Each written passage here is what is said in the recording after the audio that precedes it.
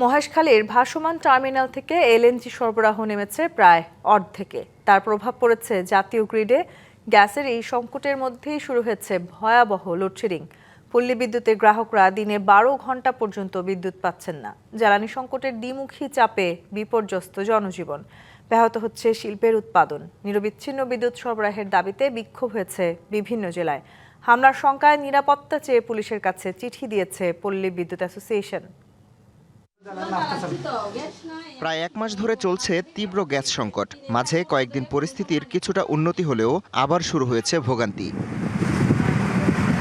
স্বাভাবিক সময়ে মহেশখালীর 2 টার্মিনাল থেকে দৈনিক গড়ে 1000 ঘনমিটার এলএনজি সরবরাহ হলেও বর্তমানে তা কমে প্রায় অর্ধেকে নেমে এসেছে। গ্যাসের চাপ কমে চট্টগ্রামে তৈরি হয়েছে হাহাকার। উৎপাদন বন্ধের উপক্রম চট্টগ্রামের অনেক শিল্প কারখানায়। পাম্পগুলোতে দেখা দিয়েছে দীর্ঘ লাইন। এরই মধ্যে বন্ধ অনেক পাম্প। গ্যাস কিছুক্ষণ দেয়, আবার বলে যে গ্যাস নাই। টোটালি কোনো রকমের গ্যাস পাইতেছে না।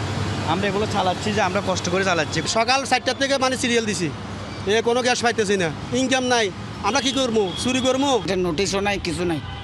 তা আমরা কি করে বলবো গ্রাহককে? হয়তো 2 ঘন্টা পরে আসতে পারে।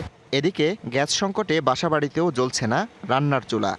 বাংলা কিউআর যেখানে, নগদ পেমেন্ট সেখানে। সারা দেশে 10 লাখেরও বেশি মার্চেন্টে নগদে পেমেন্ট করুন খুব সহজে। দুপুরের খাবার 4টা-5টার দিকে খেতে হচ্ছে, রাত্রের খাবার প্রায় 1টা-2টার দিকে করতে পারতেছি। গ্যাস যখন পাই না তখন দোকান থেকে এনে খেতে হয়। দোকানে সবসময় টাকা থাকতে হয়, মানুষের সবসময় টাকা থাকে। বুধবার দুপুর 12টা থেকে কোনো নোটিশ ছাড়াই নোয়াখালী, লক্ষ্মীপুর ও ফেনীতে গ্যাস সরবরাহ বন্ধ হয়ে যায়। এতে সীমাহীন দুর্ভোগে গ্রাহক। অনেক পরিবারে হয়নি দুপুরের রান্না।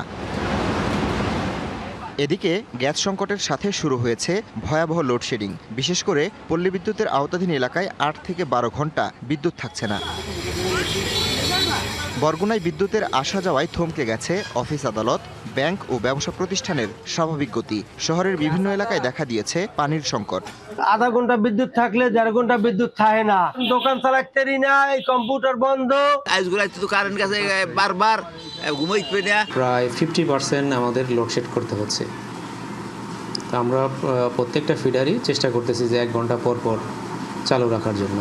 জয়পুরহাটে দৈনিক 60 মেগাওয়াট চাহিদার বিপরীতে বিদ্যুৎ পাওয়া যাচ্ছে 40 মেগাওয়াট। তীব্র গরমের মধ্যে দফায় দফায় লোডশেডিংয়ে চরম দুর্ভোগে সাধারণ মানুষ। মারাত্মকভাবে ব্যাহত হচ্ছে ক্ষুদ্র ও মাঝারি শিল্পের উৎপাদন। 24 ঘন্টার মধ্যে আমরা 8 ঘন্টা বিদ্যুৎ পাচ্ছি। জয়পুরহাটে বিদ্যুতের অবস্থা খুব খারাপ, গ্রামে গঞ্জের অবস্থা আরো খারাপ। আমরা সরকারের কাছে আবেদন রাখবো যে অতি দ্রুত যেন এই বিদ্যুৎ সমস্যার সমাধান করে আমাদের শিক্ষার্থীদের মাঝে স্বস্তি আনতে পারে। ঘন ঘন লোডশেডিংয়ে অসন্তোষ বাড়ছে গ্রাহকের। নিরবচ্ছিন্ন বিদ্যুৎ সরবরাহের দাবিতে মানববন্ধন হয়েছে নওগাঁয়।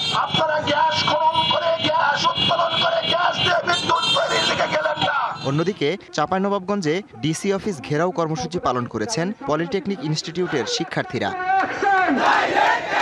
পল্লী বিদ্যুৎ অ্যাসোসিয়েশন বলছে, তীব্র গরমের মধ্যে লোডশেডিংয়ে ক্ষুব্ধ হয়ে কোথাও কোথাও বিদ্যুৎ অফিসে হামলা ভাঙচুর ও কর্মকর্তা কর্মচারীদের অবরুদ্ধ করে রাখার ঘটনা ঘটছে। পরিস্থিতি আরও অবনতি হওয়ার শঙ্কায় দেশের 80টি পল্লী বিদ্যুৎ সমিতির অফিস, উপকেন্দ্র ও গুরুত্বপূর্ণ স্থাপনায় নিরাপত্তা জোরদারের দাবি জানিয়েছে তারা। DBC news desk.